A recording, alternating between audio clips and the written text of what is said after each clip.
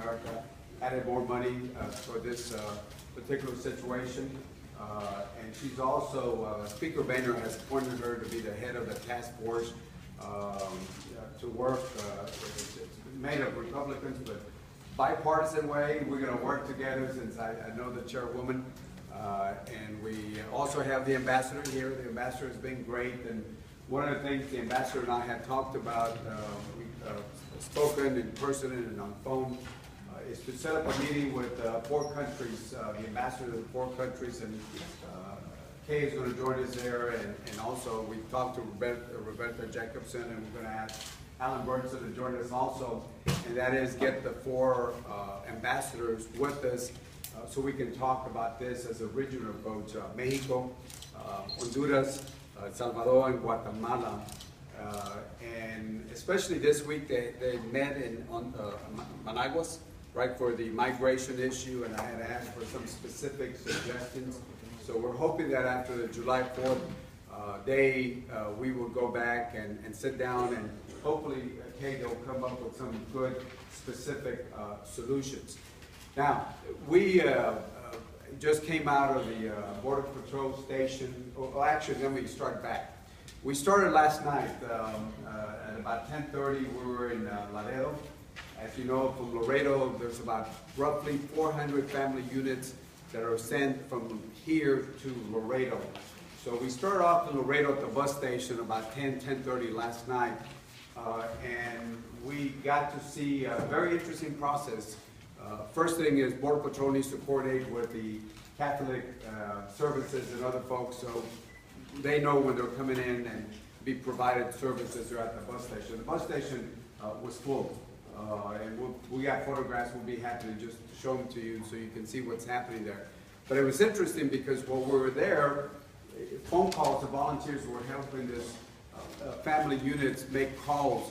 While we're there, New Jersey called, and somebody from New Jersey and said, hey, we want to go to we're going to New Jersey because most of them have some sort of family member already. What was interesting, a lot of the folks that were there were going to the Northeast. Virginia, right there next to Washington, Alexandria, Virginia, and a couple other places, New Jersey. A lot of them seemed like they were going up to the Northeast area there. But we started off there last night and we saw the family units. We know what's going to happen. The legal system, the immigration system, it's a process that's going to take a couple years, to be honest with you. And we need to talk about some suggestions to expedite that faster. We have video conferences, and I'll let Kay talk about that. But from there, we came over here and we saw, and then from here we're going to be heading off to Blackland to see the shelter over there. But what we saw here, I think a little bit under 1,000 people that we got to see here today. 300 Hondurans there. Just today there were 300 Hondurans, and the First Lady got to see them. She'll give you her observations. But you know, basically we're seeing something that we learned today that was interesting. The majority of the family units and the kids are coming by buses from Guatemala, from the area of Guatemala, Mexico, and they're coming in. So you ask yourself the question, why are they coming here in South Texas? Well, because the smuggling drug organizations are making the decisions to flood the zone here. And so there are buses, and I thought they were coming in walking or hitchhiking, but they told us that primarily they're using buses to come over here. So I think that answers one of the questions why they're coming here. And I think this calls upon our Mexicano friends that we got to work with them a lot closer to address these issues. You know, how do we address some of these issues? And I think Kay and the rest of the Congress are going to look at, but let me just give you my quick observations. There are 3 laws out there, or 3 pieces of laws out there that affect us. First, you have the Florida's Agreement back in 1997 that deals how do we treat the kids that are coming in. So the treatment is by the Florida's Agreement back in 1997. It's a court decision.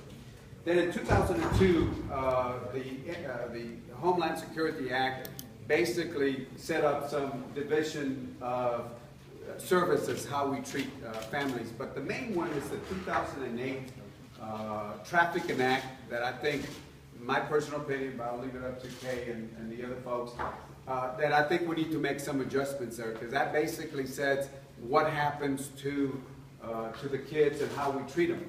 First of all, when somebody comes in from Mexico, or let's say when Border Patrol catches somebody, and by the way, Border Patrol had told me last time I was here, it's not an enforcement issue because they're turning themselves in. They're turning themselves in. They're coming in. But the thing is, when Border Patrol comes in and catches somebody, they make a quick determination. I have a chart that we'll be happy to share with you. But if Border Patrol catches somebody, if they're Mexicanos, remember it's about 25% are Mexicanos, and 75% are other than Mexicans. A lot of them from the countries of Central America. But they said they've gone through the process of 148 countries. I think last week they caught some Chinese that had come in, 6 or 7 of them, but majority are from Central America. But Border Patrol will make a determination. And if they're Mexicans, then under the Act of 2008, contiguous countries, Mexico and Canada, are treated very differently. Within 48 hours, they make determinations and they do the voluntary removal, expedited removal, and I understand there's ports of entry, but we can work out the logistics with that. But they do the determination real quickly. But when it's Central American countries, there's a different process. And I think, in my opinion, one of the things we need to do is tweak that law and change that law where we give Border Patrol the power to treat anybody the same like we treat Mexicans. Because the law says it's very, very different how they're treated. And I think that's one of the things we need to look at. The other thing is that 40% of the time of the Border Patrol is taken up doing this work that we're doing and administrative work. And 60% of that is used out there. This is, again, Border Patrol numbers are given to us. 60% of their time are out there, 40% of the time they're processing and doing administrative work. Then who's watching out for drugs and bad things out there? And this is one of the things I think this is where I'm one of those Democrats. I feel that, hey, have National Guard provide the support services, have DPS come in, fill in the gap, not to do immigration control, but to help provide that support services, I think will be very important. So bottom line is, this is not a Democrat or Republican problem. This is something that we all need to work as fast as possible to address this issue. There are issues, the issues with the Brazilians, how we address that issue in 2005. There's examples that we can look at to address these issues, and I think this is something that I think Kay, myself, and other folks will look at. So I will now have the First Lady, and the First Lady came in with a delegation, high-ranking officials are present, including our ambassador here, to Honduras and other folks. I know that her consulate works very hard here in the area. We thank you. But First Lady, we want to first say welcome to